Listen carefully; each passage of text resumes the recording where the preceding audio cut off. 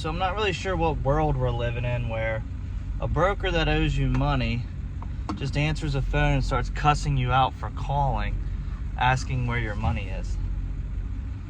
Got this company that, we'll see how this goes. We'll see if we put their information out there. I've checked the reviews, and it seems to be his forte, the owner of the company. It's a bunch of negative reviews that he's just rude, and people get paid eventually, but it's a fiasco, and he is unhinged.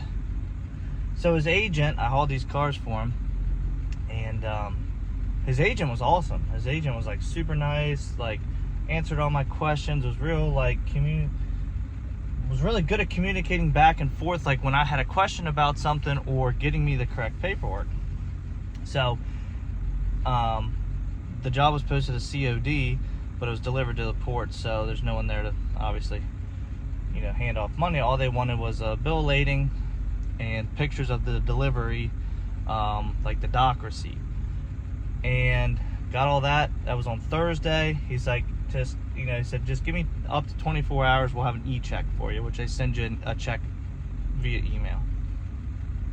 So I called him sent it on Thursday, called him on Friday, called him on Saturday, and Saturday's when I get cussed out. The agent said, here's his number, call him, because I can't issue payment. Understandable. And then that's when I get cussed out. But the funny thing is when I called, I'm like, hey, is so-and-so there? He goes, yeah, this is him. And I'm like, hey, I'm just looking for payment or like an update, just to make sure you got my paperwork for this order ID.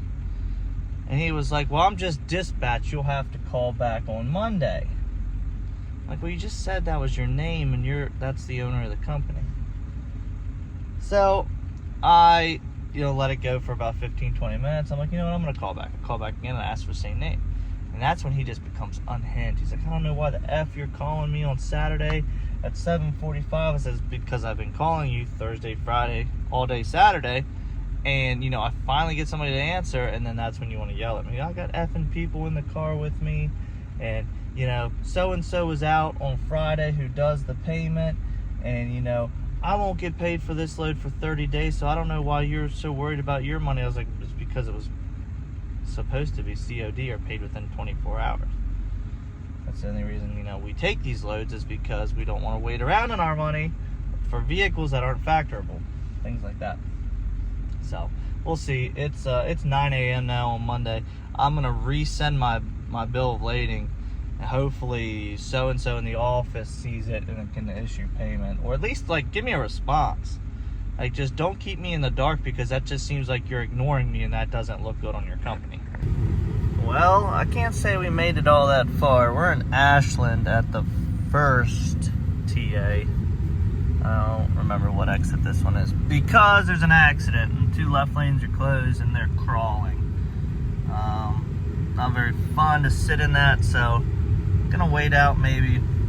Wow, don't know why an alarm was on, but probably gonna wait out 30 minutes maybe, see what it's like. The time keeps going down on Google Maps, which is good, but I really just don't feel like sitting in traffic. I'm not in a time crunch. I'd rather just wait it out here, 30 minutes in the truck, and then be rolling down the road, or however long it may take. What I got on my shirt here? Something? What was I eating? Wasn't eating nothing. Anyways, I got a hold of somebody at that company, and I don't think it's the guy I had talked to on Saturday. The dispatch, or the agent for the brokerage, gave me a number, the main number, and an extension to call.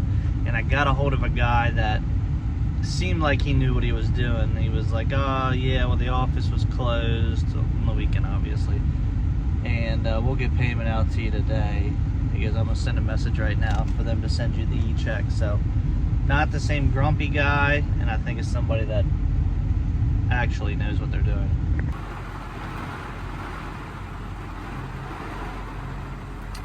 Well, Little bit of a nasty storm, getting blown all over the road, so I decided to hit this exit and wait it out. It got dark quick. So it's nice, got food, little sitting area. Taking this seat out's the best thing I've ever done. Well, I got one pickup and one delivery done so far today. I just delivered the Aston Martin. Come to find out, the Jeep is going half a mile away, so we don't really have to move very far to unload this Jeep, which is awesome. Right across from the Miami Executive Airport, which is like where all the private jets come in and out of. So we're gonna unload this Jeep, and I already picked up that engine. It was this little Triumph engine's the only reason I really came to Florida. I mean, it all worked out because a buddy of mine needs a car back to Maryland from Florida, and I found 2 cars on the board to bring down here that paid well and close, so it all kind of worked out. But I'll show you guys. The guy came out with the Aston Martin. He was taking videos and stuff, unloading it. I don't think he was like worried about me damaging. I think it was more of like just for his records to like show people like, oh look, new inventory rolled in or whatever, because he was taking a bunch of pictures. He wasn't very happy with the customer because like he shipped this car in closed down here and the car's filthy. It's got like bird crap all over it and stuff, and obviously that didn't happen when I had it, because when I got it, it's never left this trailer. So a little upset with the customer. He actually flew up to Maryland to look at this thing to buy it. It's part of like some kind of bankruptcy for a doctor, which is you know, probably why he didn't really care about cleaning the car or anything, because he's got to get rid of all his toys. All right, well, here's our next pickup.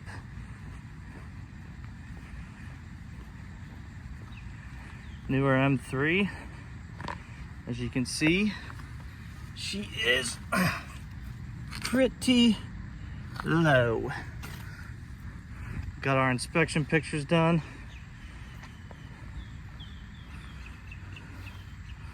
I like this color. Cool kid. Sold this car. Says he's just gonna get like a Tacoma or something. Focus on spending his money elsewhere. I just went down in this neighborhood and like backed in and then turned around and pulled here. He met me right up front. See, the neighborhoods get tight. It's not gated, but we're in Boca Raton. This thing sounds good, 6-speed manual. Really like this interior. I don't know how comfortable these like bucket seats would be for the long ride, but short ride, feel great. I just went down in this neighborhood and like backed in and then turned around and pulled here. He met me right up front. See, the neighborhoods get tight. It's not gated, but we're in Boca Raton. This thing sounds good, 6-speed manual. Really like this interior. I don't know how comfortable these like bucket seats would be for the long ride, but short ride, feel great. All right, so we got our engine. We've got our dirt track car. And we've got our BMW.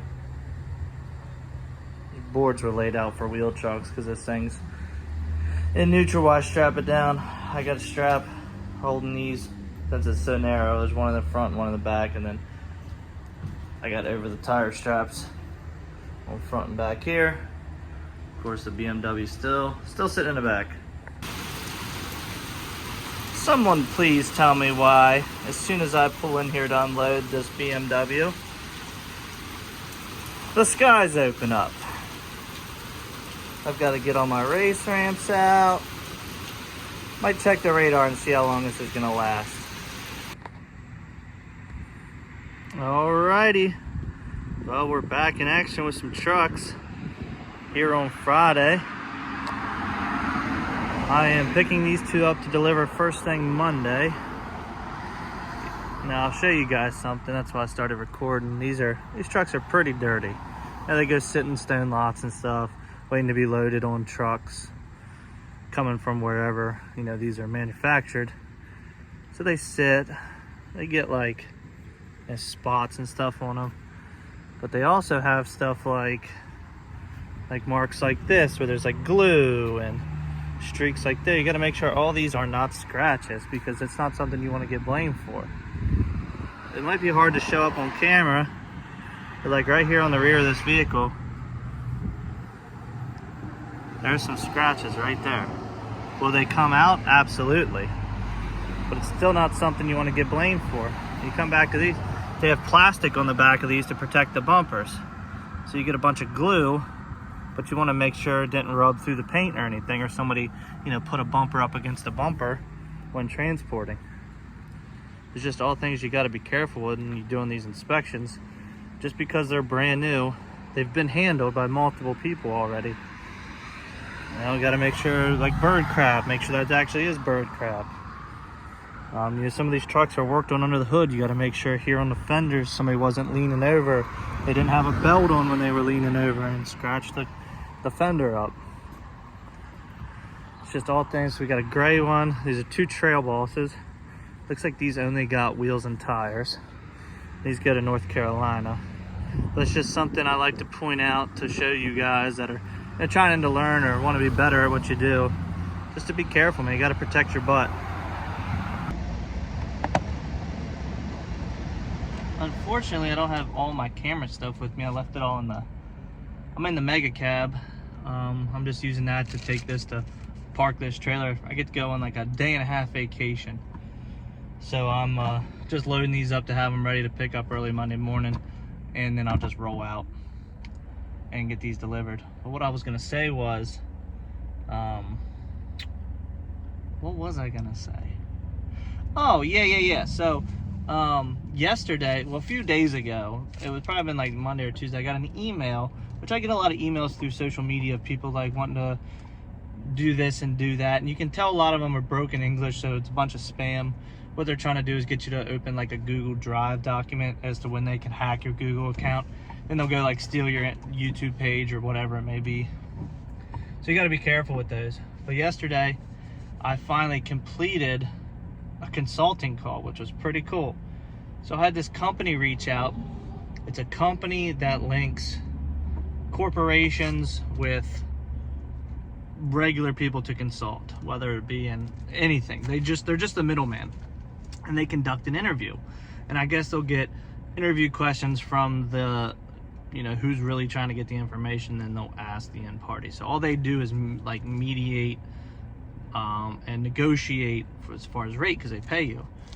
So I got an email that said like they wanted to do a consulting call regarding like technology for the trucking industry, and they listed central dispatch, super dispatch, run buggy, auto sled, ship.cars. They listed like regarding these. So what I was kind of getting to when they were talking to me, maybe they're a company that's gonna create an app like Super Dispatch, but maybe like all inclusive with central dispatch. I don't know. It's hard to tell. I was really trying to listen to the questions to see what they were trying to get at, so maybe I could tell what they were doing, but they don't tell you any of that. The cool part was, I was like, you know what, if this is real and they want an hour of my time, I told them $300 for a consulting call. And they're like, yeah, no problem, that's fine, we'll pay your, you know, $300 an hour. And we did an hour yesterday, and you know, there'll be a few more along the way, which was awesome. And they actually had seen me through TikTok and YouTube, and that's how they found me. That was really cool to be a part of that. And I'll update you guys if there's any information that comes out of what they actually are like doing, or what the app may be, or kind of what the end goal of all this consulting is. But I'm gonna back this one on and pull the other one on and get these strapped down, because it's starting to get hot out here. I'll tell you, one of my least favorite things in the world is dealing with dealerships. That's the reason I quit dealership. I'm dropping off these 2 trucks. So I walk into the front desk and I said, hey, I'm here to deliver 2 brand new vehicles. Seeing if you could get somebody to check them in. She walks around, I watch her. She goes from one sales manager desk to another, and they just say, just have them take them to service. Okay, well now I gotta drive all the way around the building over to take them to service. And I guarantee you, just like at my old job, service is gonna be pissed off and I'm gonna get attitude because they're busy and it's not their job to check these cars in. And this is the same in every dealership you go into.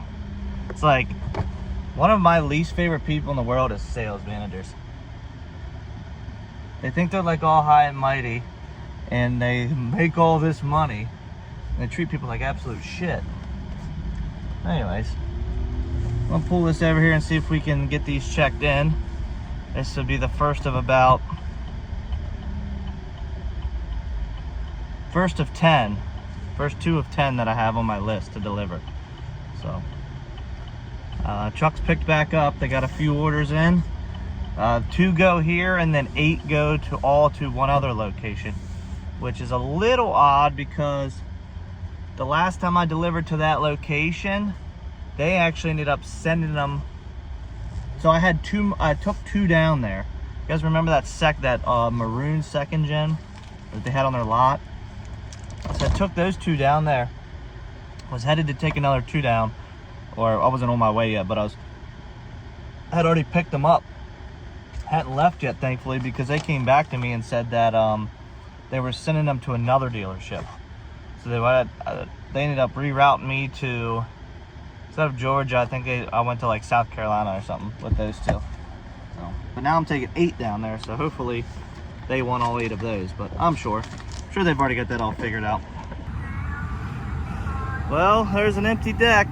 Just gotta clean up all my straps, flip my ramps, get out of here.